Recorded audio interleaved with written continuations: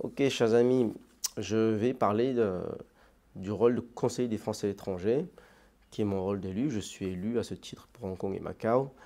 Et voilà, je me rends compte que peu de gens connaissent ce rôle, à quoi il sert, à quoi je sers. Et notamment hier matin, j'ai eu un rendez-vous avant la cérémonie d'ouverture de la francophonie à Hong Kong, à laquelle d'ailleurs je pense que j'étais invité en tant que conseiller des Français à l'étranger. Mais donc avant cette réunion, hier, j'étais à une réunion assez tôt, 8h30 du matin, avec quelqu'un qui a voulu me rencontrer. Et il a voulu me rencontrer, voilà, il m'envoie un mail pour me dire est-ce qu'on peut se rencontrer, je suis de passage à Hong Kong, qui est très bien. Et quelqu'un de tout à fait sympathique. Et donc mais je lui demande quand même comment il m'a découvert en quelque sorte, pourquoi il me contacte. Et il me dit qu'il a reçu ma newsletter. Donc je regarde un petit peu et je me rends compte qu'il reçoit ma newsletter parce qu'il est inscrit à la liste électorale consulaire. Donc les élus, les candidats ont accès à la liste électorale consulaire et les élus aussi pour pouvoir communiquer avec ceux qu'ils représentent.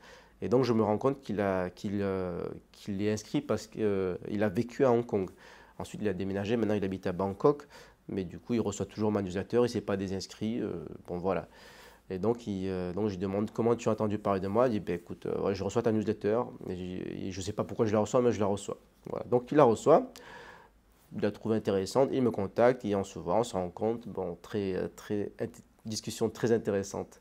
Mais du coup, je lui dis, bon, ouais, tu la reçois parce que tu as vécu à Hong Kong et je suis un des élus de Hong Kong.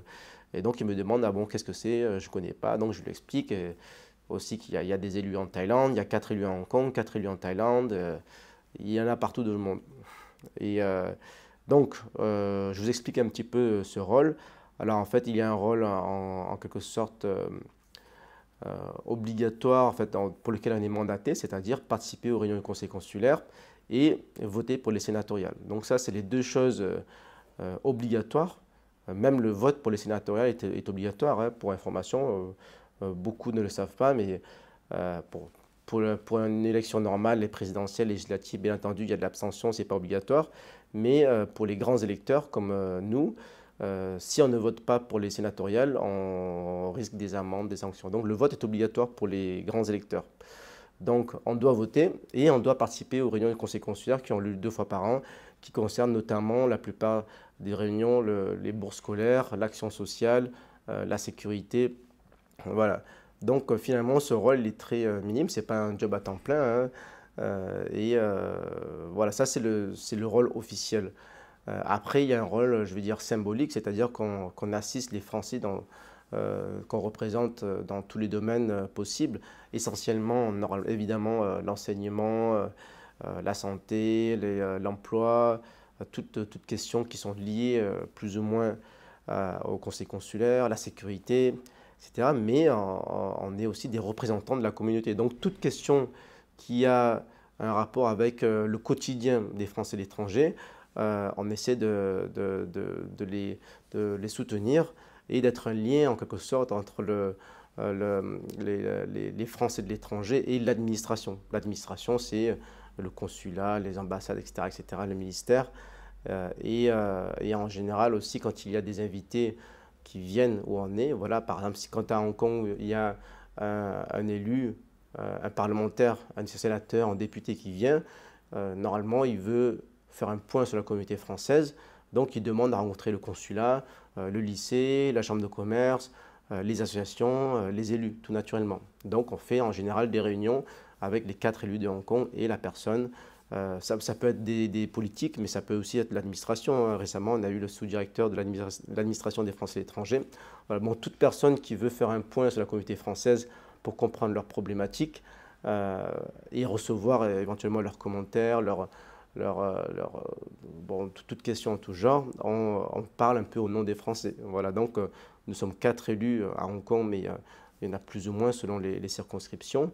Nous sommes là pour représenter les Français étrangers, faire passer ce qui va, ce qui ne va pas, et aussi dans l'autre sens, c'est-à-dire que quand il y a des informations importantes du ministère à relier à toute la communauté française expatriée, c'est aussi notre rôle de relier le message. Donc voilà, on a le rôle essentiel, c'est les réunions au conseil consulaire et le vote sénatorial. Euh, D'ailleurs, voilà, récemment, j'ai eu quelques trolls, j'ai beaucoup de trolls sur Internet, des comptes anonymes qui me demandent c'est quoi ton bilan, c'est quoi ton bilan? Mais mon bilan, il est très simple. Depuis que je suis élu, j'ai assisté à 100% des réunions du conseil consulaire et j'ai voté au sénatorial. Donc, j'ai fait 100% de mon job. Ce n'est pas le cas pour tous les élus. Il y a beaucoup d'élus qui ne vont pas aux réunions du conseil consulaire. Voilà, donc la question est très simple. Je suis pas, on n'est pas comme les députés où en fait il y a on analyse leur présence à l'Assemblée nationale, combien de questions et quel vote ils ont, quel vote, etc., etc. Au Conseil consulaire, on n'a quasiment aucun vote, tout se fait quasiment en direct, à main levée en quelque sorte, et il n'y a pas de questions politiques, vraiment, il n'y a pas de projet de loi, de ceci, de cela. Donc finalement, remplir son rôle d'élu, c'est vraiment la base. Maintenant, moi, je pense que ça, c'est que 1% du rôle d'élu, 99%, c'est tout ce qui tourne autour, c'est tout ce qui est dans le symbolique. Comment on vient en aide à la communauté française alors qu'on n'est pas obligé. Voilà. Je vous donne un exemple très bête. J'ai beaucoup de gens qui me contactent, pas forcément via mon adresse email qui est sur le site du consulat d'ailleurs, mais ils me contactent sur Facebook.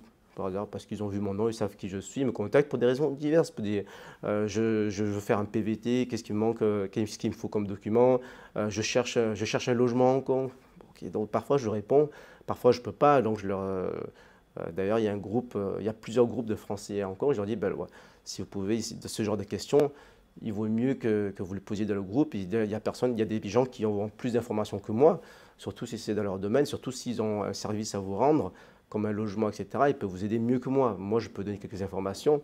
Mais en fait, en gros, parfois, on me pose des questions vraiment basiques. Comment joindre le consulat? Quels sont les horaires? Ben, enfin, vous allez sur le site internet, vous avez les réponses. Voilà. Une fois, j'ai même eu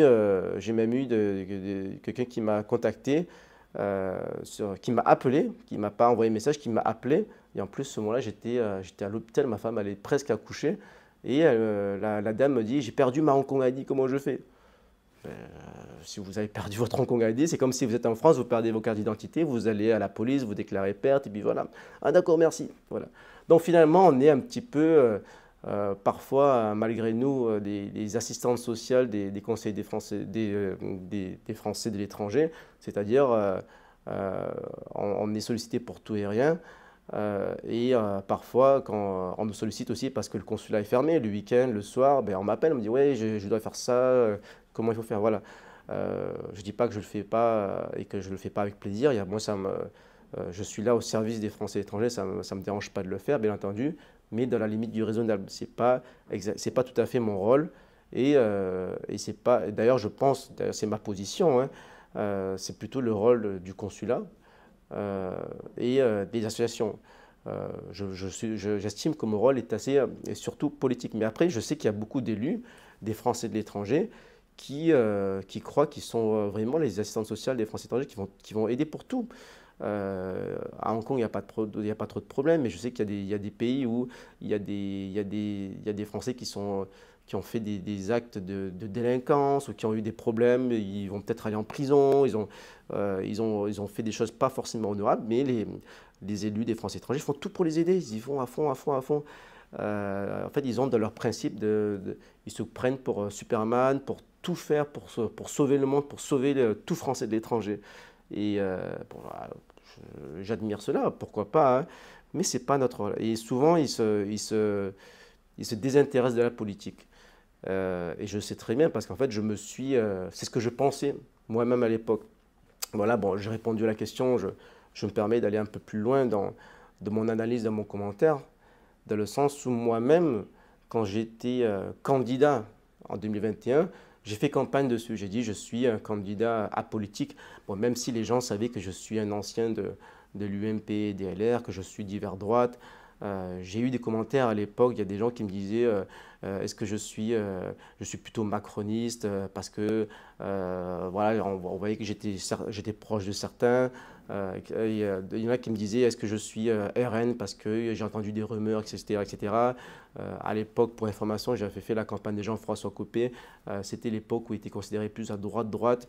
Et bon voilà, il y en a qui me disaient ouais, je t'aime bien, Marc, tu fais des apéros sympas, on t'aime bien, tout ça, mais par contre, dis-moi si tu fais partie du Front National, etc. Ben, moi, ça ne me va pas.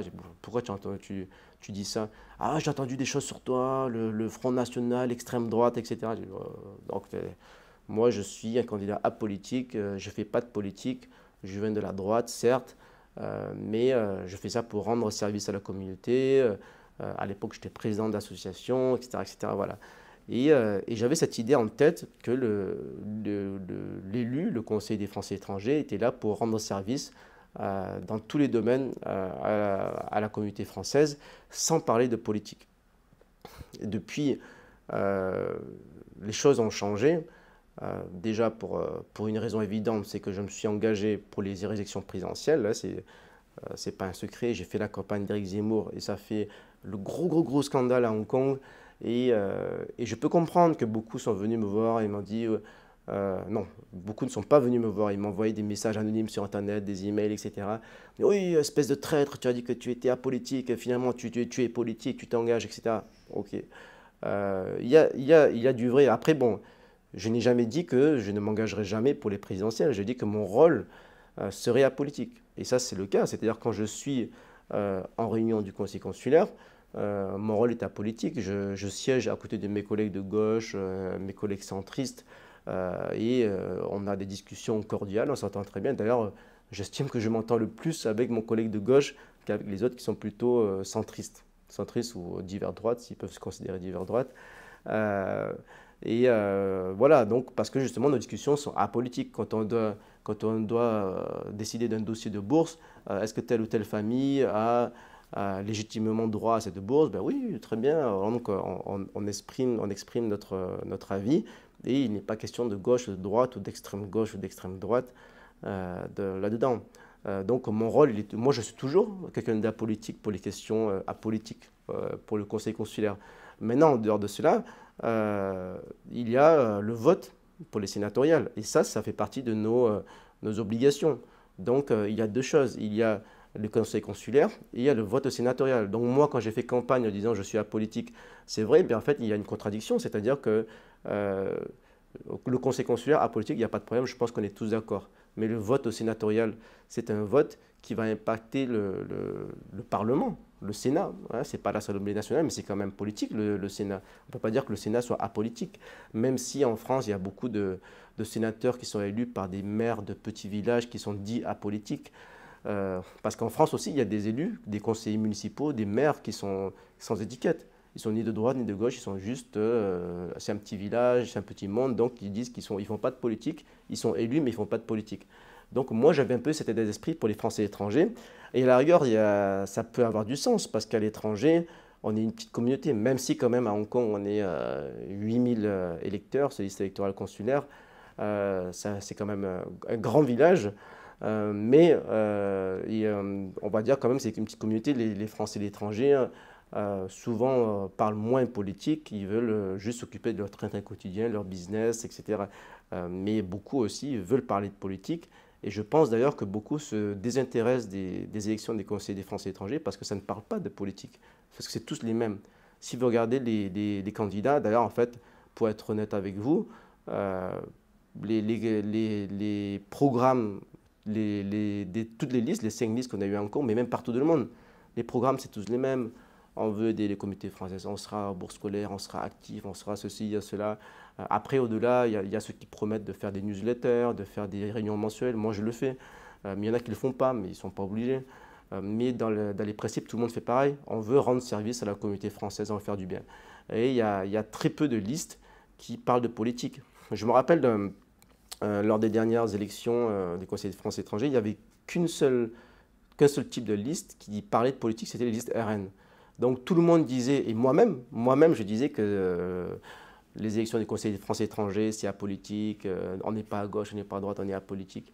Il n'y a que le RN qui disait, et finalement maintenant je suis d'accord avec eux, maintenant je suis plutôt d'accord, qui dit que non, tous ceux qui vous disent que c'est apolitique, c'est faux, parce que c'est toujours politique puisqu'on vote pour le Sénat. Et donc finalement, voilà, j'ai un petit peu ouvert les yeux sur ce sujet. Enfin bon, moi, il me semble que c'est les seuls. Peut-être qu'à l'extrême gauche, à gauche, il y en avait, je ne sais pas, peut-être qu'il y avait des listes LFI qui disaient, qui avaient des propositions politiques, qui parlaient de droit, de LGBT, d'environnement, de je ne sais pas. Il y avait sans doute des composantes politiques dans les autres listes, mais en général, les programmes des élections des conseillers des Français étrangers sont apolitiques. Voilà, donc tout ça pour dire, il y a un rôle apolitique que j'assume toujours de manière apolitique, que vous soyez de gauche ou de droite, moi je suis là pour répondre aux questions. Donc, et aux sollicitations, bon, vous savez très bien que je ne suis pas de gauche, mais j'ai des amis de gauche, ça existe, et vous me contactez, vous n'êtes pas d'accord avec moi, mais vous avez besoin de renseignements, je vous rends service. Voilà. Mais après, bon, dans la pratique, c'est assez rare parce que il y a des élus qui sont, normalement, les gens qui sont engagés en politique ou qui sont renseignés, ils savent qu'ils ont des élus on va dire dans leur camp, et c'est eux qui vont contacter en priorité, mais moi je travaille avec tout le monde, je travaille avec tout le monde, donc je considère que mon engagement apolitique reste toujours valable. Maintenant, à l'époque, je n'ai jamais dit que je m'engageais à ne jamais être candidat à me positionner politiquement. Voilà, peut-être qu'à l'époque, en revenant en arrière, j'aurais dû voir avec mes colistiers en disant, mais écoutez, vous savez, là, notre liste au consulaire, elle est apolitique, mais vous savez, moi, je me permets d'être candidat aux prochaines législatives sénatoriales, et ça, c'est deux choses séparées. Ça, c'est la politique, et ce sera indépendant de notre liste apolitique. On aurait peut-être dû faire ça pour qu'il n'y ait pas de quiproquo. Voilà, bon, maintenant, ce qui est fait est fait. Sur les 7 personnes de ma liste, il en reste plus qu'une personne qui comprend ma démarche. Et bon, soit. Voilà, mais en tout cas, tout ça pour dire quoi? C'est que, à mon avis, 90%, et même je dirais même 90% du rôle doit être politique. Parce que finalement, c'est au moins la moitié. Voilà, si vous regardez sur les schémas, le rôle des conseillers des Français étrangers, du ministère, voilà, ils doivent aller aux réunions du conseil consulaire et ils doivent voter pour les sénatoriales. Donc, on ne peut pas dire qu'on vote pour les sénatoriales et on est apolitique. Et voilà, donc plus globalement, on a le devoir, je pense, de faire de la politique et de parler comme font les conseillers municipaux en France. Moi, je suis Marseillais, et donc je vois ce que font les conseillers municipaux, ils parlent de tout. Ils ne parlent pas que de sujets, on va dire, plus ou moins apolitiques, de la piscine municipale à Marseille ou du parc Borély, de ceci ou de cela, du ramassage des ordures, etc. Ils parlent aussi, plus généralement, de la politique nationale, etc. Donc, même s'ils n'ont pas le pouvoir de voter pour, ils ont le pouvoir de la commenter. Donc voilà, donc moi-même, depuis Hong Kong, je parle de sujets qui ne semblent pas directement liés à mon mandat de conseiller des Français étrangers de Hong Kong et Macao, c'est-à-dire je parle tout naturellement d'immigration, de fiscalité, de ceci et de cela en France, alors que j'habite à Hong Kong. Mais je pense que c'est important, parce que justement, il faut comprendre ma position, parce qu'après, mon vote au sénatorial, et d'autres, plus généralement, il y aura des impacts. Et voilà, hier, plus récemment, j'ai une Française de Hong Kong qui m'a contacté parce qu'elle est le visa de sa helper. La helper, c'est la domestic helper, la nounou en quelque sorte de la famille, a été refusée pour aller en France. Elle doit aller en France à Pâques dans 2-3 semaines. Tout a été préservé, les billets d'avion, hôtel, ceci et cela, les congés, avec du travail à Paris, au siège à Paris, etc. Voilà, et il semblait que la demande de visa pour la nounou devait être une simple formalité. Mais finalement, non, il a été refusé, donc j'ai fait une vidéo à ce sujet, je ne vais pas revenir dessus, vous pouvez la voir, je la mettrai dans le lien dans la description de cette vidéo. Voilà, il a été refusé, donc je trouve ça pas normal.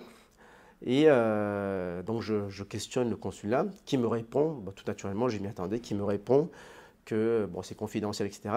Mais ils ajoutent pour rappel, donc tout ce qui est visa, voilà, donc, nous, conseillers des Français étrangers, monsieur le conseiller, ça ne fait pas partie des missions pour lesquelles vous êtes mandaté. Et elle a raison parce qu'on est mandaté pour participer aux réunions du conseil consulaire. Et au conseil du consulaire, on ne parle pas de visa et surtout pas de visa pour les étrangers. Parce que là, c'est pour une étrangère, c'est pas pour une Française, c'est pour une Philippine. Mais la Philippine, elle travaille pour la Française. Donc en fait, ça concerne quand même les Français étrangers. Puisque notre rôle, ça touche tout ce qui a un impact sur le quotidien des Français de l'étranger. Donc une Française de Hong Kong et Macao qui fait une demande de visa pour sa nounou philippine pour aller en France, ça fait partie de son quotidien. Donc, il est normal que j'intervienne. Donc là, ça, c'est le point sur lequel je ne suis pas d'accord avec le consulat. Non, je ne suis pas d'accord parce que je suis mandaté pour ça. Je suis mandaté pour défendre les Français et l'étranger sur ce point. Et voilà, parce que c'est pas normal.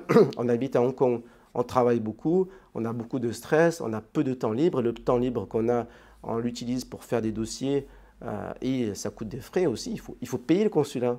Il faut payer le consulat pour faire un dossier de demande de bourse. Donc, donc c'est assez, je trouve ça assez frustrant de refuser un visa et tout chambouler comme ça d'avis de Français de l'étranger pour un dossier qui semble a priori sans risque. Voilà, c'est pas comme si ça n'a rien à voir avec l'immigration clandestine qui vient en masse en Europe. Franchement, une famille de Français à Hong Kong qui fait venir une nounou philippine 3 semaines en France, tout frais payé par ses propres moyens et pas par les frais du contribuable français dans des châteaux, ça c'est un sujet dont je dois parler. Et je suis le seul à en parler. Les autres élus s'en fichent, ils sont là. Vous savez, la plupart des élus, je parle pas que de mes collègues de Hong Kong, que je respecte tout à fait, même si on a beaucoup de divergences, mais c'est tous les élus dans le monde. Tous les élus dans le monde, en général, ce sont des gens qui font beaucoup d'apolitique et voilà, ils appellent ça du travail terrain, terrain, terrain. Donc c'est très bien, j'en fais aussi, voilà la preuve. Mais il faut savoir parfois se positionner politiquement et, et on est là aussi, je dis pas, on n'est pas là pour contrôler l'action du gouvernement ou de l'administration, du consulat ou quoi que ce soit, mais on est là pour essayer d'être un petit peu l'intermédiaire puisqu'on représente les Français à l'étranger. Donc, moi, j'habite à Hong Kong depuis 12 ans, depuis plus longtemps que le consul général, son adjoint, toute l'équipe, etc., de diplomates qui sont là. Eux, ils sont de passage pendant 3-4 ans. Moi, j'habite ici, je suis un résident, je suis élu par les Français ici. On est là, je suis là depuis longtemps, je représente les Français de Hong Kong et Macao. Je ne suis pas le seul, je suis un des 4 qui représente. Mais eux, au consulat, ils ne représentent rien. Ils représentent le gouvernement. Donc ça, c'est une nuance qui est très importante. Il y a ceux qui représentent la population et il y a ceux qui représentent l'administration. Donc, voilà, mon rôle, c'est quand même d'essayer de faire un lien, mais de voir aussi s'il y a des anomalies là-dedans. Et la plupart des élus dans le monde, dès qu'il y a, parce que vous savez que les consuls généraux changent tout le temps, dès qu'il y en a un nouveau, ils sont tout de suite là en train d'essayer de faire copain-copain et d'être voilà, vous savez, moi, je tutoie jamais les consuls généraux. Bon, sauf si vraiment il se trouve qu'on a une certaine relation, etc. Mais normalement, ça ne doit pas être l'objectif de tous les consuls généraux à Hong Kong. Il n'y en a qu'un seul, que j'ai tutoyé. Au début, je trouvais ça un petit peu bizarre, mais bon, ça m'a un peu forcé parce c'est lui qui a commencé ainsi. Mais tous les autres, je pense qu'il faut qu'on ait une relation professionnelle. Mais vous savez, le monde des Français et de l'étranger, c'est un monde très macroniste, c'est un monde très comment dire, cocktail, soirée mondaine, etc. Et tout le monde est un petit peu en train de... J'essaie de trouver un terme politiquement correct. Bon, lèche-cul, c'est quoi? C'est politiquement correct, ça. Donc tout le monde est un petit peu lèche-cul envers tout le monde. L'administration, les élus, cela. Voilà, moi, ça m'a dit un truc qui m'a marqué une fois. La nouvelle consul général qui est arrivé, il y a quelqu'un, on va dire un officiel qui arrive tout de suite, il dit, ah bonjour, vous êtes le nouvel consul général, ouais, on se dit tu, on se dit, dès les premières secondes, on veut tutoyer parce que en fait, le but c'est de faire copine avec la consul générale. Ben non, moi je ne veux pas ça. Et l'administration, c'est pas mes copains, mais c'est pas mes ennemis non plus. Je veux avoir une relation cordiale avec eux, mais je suis là pour voir pour essayer de faire que les choses se passent bien, que le courant passe entre la communauté française et l'administration. Voilà, après, bien entendu, si on peut avoir d'excellentes relations et des relations amicales avec l'administration, que ce soit les agents ou les diplomates, encore mieux. Voilà, je ne suis pas contre. Et d'ailleurs, la plupart de ceux qui sont là à Hong Kong, je les trouve fort sympathiques et j'espère avoir d'excellentes relations avec eux. Mais ce ne sont pas... voilà, j'ai beaucoup... Vous savez, il y a des Français aussi de Hong Kong et Macao qui ne sont pas inscrits sur la liste électorale consulaire qui me disent oui mais je veux pas m'inscrire, je veux pas être je veux pas être fiché, etc., etc. Et puis bon, le consulat, blablabla, la communauté française, j'en ai marre, tout ça. Et en fait, souvent ils s'inscrivent parce qu'ils sont un peu obligés. Parfois ils pensent qu'ils sont obligés pour renouveler leur passeport, etc. Mais en fait, vous êtes pas obligés. Mais ils ont une certaine appréhension du système, de l'administration, etc. Donc c'est quelque chose à clarifier. Je ne suis pas, même si je suis payé par le consulat une petite indemnité, mais je ne fais pas partie du consulat, je ne représente pas le consulat, je ne fais pas partie des employés du consulat, et c'est un rôle totalement différent. Donc je suis là au service des Français de Hong Kong et Macao, plus globalement. Et j'estime que ça me donne une certaine plateforme pour exprimer ce que j'ai à dire sur l'expatriation, sur les Français de Hong Kong et Macao, etc. Donc, c'est ce qui. Vous savez, en 2026, il y a les prochaines élections consulaires, élections des conseils des Français étrangers. Donc, tout naturellement, je serai à nouveau candidat, etc. Mais voilà, la question se pose est-ce que. Comment les Français de l'étranger voient ce rôle? Si c'est pour être l'assistante sociale des Français de Hong Kong et Macao, ça ne m'intéresse pas plus que ça. À la rigueur, si je ne suis pas réélu, c'est peut-être mieux pour mon business parce que je consacrerai plus de temps là-dessus. Là, je suis plus dans des démarches métapolitiques que politiques. Et j'estime, vous savez combien de participation il y a aux élections des conseillers des Français étrangers? Il y a 15% de participation. Donc moi, j'ai été élu avec mes autres conseillers des Français étrangers. Nous quatre, nous avons été élus avec 15% des voix. Est-ce que c'est légitime? Je ne pense pas. Dans les 85% de ceux qui s'abstiennent, je serais très intéressé pour comprendre les raisons de cette abstention. Donc, contactez-moi. C'est ma démarche dans les prochaines années. On est maintenant en mars. On est le combien? On est le 7 mars 2024. Les prochaines sont dans 2 ans. En général, c'est en mai. C'est peut-être en mai 2026. Voilà, et il faudra faire des listes partout dans le monde. Là, je ne m'adresse pas qu'aux Français de Hong Kong et Macao. C'est vraiment, voilà, si vous êtes en Amérique du Sud, si vous êtes en Afrique, si vous êtes en Europe du Nord, en Amérique du Nord, peu importe où vous êtes, partout dans le monde, si vous voulez voir comment on peut faire un état des lieux de toute cette représentation des Français à l'étranger, quel est le rôle des élus, dites-moi. Et je vais finir avec ça justement parce que vous savez, il y a, au-delà des conseils consulaires, il y a l'AFE. L'AFE, wow, ça fait 27 minutes déjà, je raconte un peu ma vie dans la vidéo. Bon bref, il y a l'AFE en général en mars et en octobre chaque année. L'AFE, c'est l'Assemblée des Français à l'étranger. C'est un système assez bizarre qu'il faut réformer. Il y a 442, 443, 442 conseillers des Français à l'étranger, plus les délégués consulaires. Rapidement, les délégués consulaires, c'est ceux qui sont élus pour être en complément des conseillers des Français étrangers, c'est-à-dire qu'ils n'ont pas de rôle pour aller au conseil consulaire, mais ils ont toujours un rôle pour voter pour les sénateurs. Parce que vous savez, il faut que les électeurs soient proportionnels aux populations.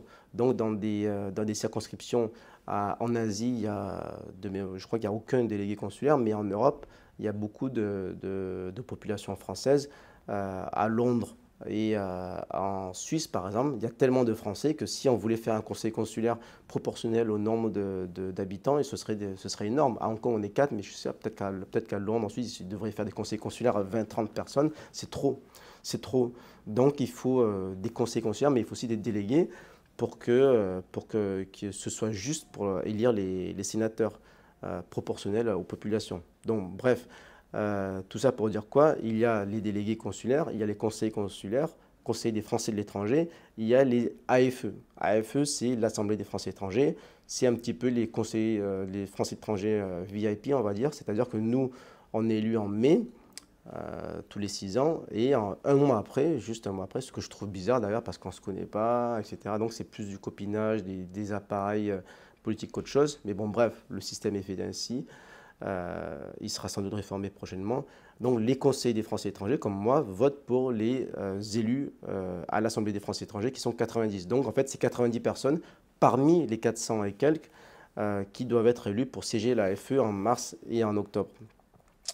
Et donc, ils vont 2 fois par an, tout frais payé à Paris pendant une semaine pour faire un genre de mini-parlement des Français à l'étranger qui a un rôle consultatif, c'est-à-dire il sert quasiment à rien dans le sens où il a pas de pouvoir contraignant pour faire une proposition de loi, mais il fait ils se réunissent 2 fois par an pendant une semaine, et ils travaillent sur des sujets, ils font le rapport, ils sont très contents de leur rapport, et ils le présentent au ministre. Le ministre vient, fait un discours, le ministre, c'est-à-dire le ministre des Affaires, non, celui qui est en charge des Français et étrangers, il lit, il en parle, il fait un commentaire, il dit oui, voilà, je suis très content de vous revoir, là, je soutiens les Français étrangers. Bon, bref, bref, bref. Tout cela, c'est un petit peu, je ne dis pas que c'est pas du cinéma, mais bon, si ça reste bien pour l'exercice démocratique. Mais dans les concrets, il n'y a aucun pouvoir. Mais bref, pourquoi je parle de ça? C'est parce que récemment, j'ai échangé avec des collègues qui y vont et qui me demandent est-ce que je vais à l'AFE parce qu'on est en mars, c'est dans pas longtemps. Ben non, j'y vais pas parce que je me suis rendu compte que la plupart des conseils des Français de l'étranger c'est tous les mêmes, hein. Ils sont à gauche, ils sont macronistes, ce sont des apolitiques, ce sont des gens qui veulent juste leur position mondaine, à part quelques-uns. Je sais que j'ai eu des soutiens, j'étais candidat au sénatorial, donc j'ai sollicité leur voix. Je vois quel genre de personne c'est. Et en fait, c'est tous les mêmes. Ils pourraient être des fonctionnaires, et des diplomates dans une autre vie. Moi, je pense qu'en 2026, il faut renouveler tout ça. Voilà, donc en fait, pour répondre à ce que j'ai répondu à mon collègue élu, qui est, bon, je ne vais pas dire qui c'est, parce que bon, bref, ce sera facile à deviner, mais il m'a demandé est-ce que tu viens? Moi, j'ai dit mais non, je ne viens pas parce que je n'ai pas envie. J'ai pas envie de fréquenter ces gens. C'est tous les mêmes. Au début, j'avais cet état d'esprit de voir les collègues, les copains, etc. Mais maintenant, je me rends compte de tout ce système qu'il y a derrière. Voilà, ils sont contents d'être dans leur petite soirée cocktail et d'aller à la FE, etc., etc. Mais il n'y a aucune conviction politique derrière. Et donc, j'ai pas envie, j'ai plus envie de fréquenter, la plupart, pas tous, hein, allez, dans le monde, il y a une dizaine d'élus, une vingtaine, il y a une vingtaine d'élus, conseillers et délégués que j'apprécie, avec qui j'ai de bonnes relations. Et eux, ça vaut le coup de les revoir. Mais j'ai pas envie de voir la centaine et plus, 100, 150, parce que si on compte ceux qui sont pas AFE et qui y vont, j'ai pas forcément envie de les fréquenter. Ouais, je le dis comme je le sens. Et en fait, ce que je souhaite, c'est qu'en 2026, il y en a beaucoup en fait, il faut les dégager. Ou alors, il faut se dégager. C'est-à-dire, si c'est ce qu'il faut pour les Français et étrangers, que, ben voilà, c'est très simple. D'ailleurs, moi-même, je ne serai peut-être pas réélu. Ben voilà, donc je me consacrerai à autre chose. Je ferai du business, voilà. Mais moi, je pense, peut-être que j'ai tort, hein, mais je pense que si les Français de l'étranger se réveillent, donc vous qui regardez cette vidéo, qui êtes loin de... Voilà, j'ai parlé essentiellement de Hong Kong et Macao, mais en fait, ce que je dis, c'est valable partout dans le monde, hein.